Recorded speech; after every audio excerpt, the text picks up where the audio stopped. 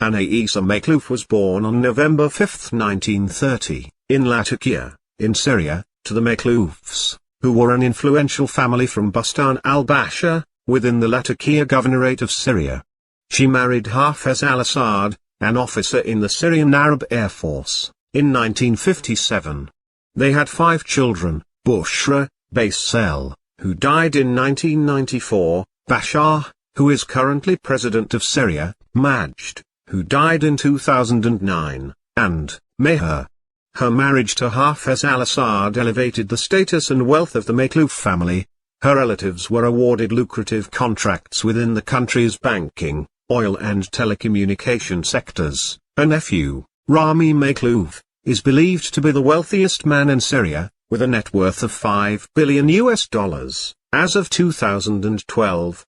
According to family friends, Hafez was never particularly in love with the unadventurous and withdrawn Anisa, and had seriously considered divorcing her, or at least having a second wife he could use to entertain world leaders.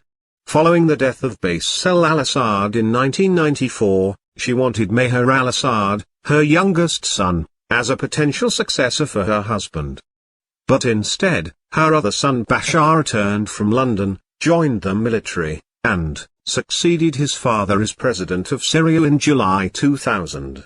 The Economist described Anisa Makhlouf as a formidable figure within the Assad family and the Ba'athist government.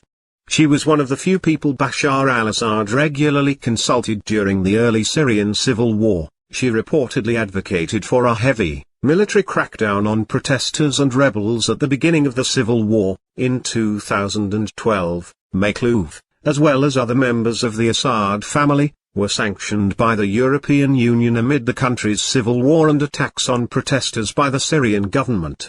The EU sanctions included a travel ban and the freezing of her assets. Prior to the travel ban, she had reportedly made frequent trips to Germany for medical treatments for an undisclosed illness.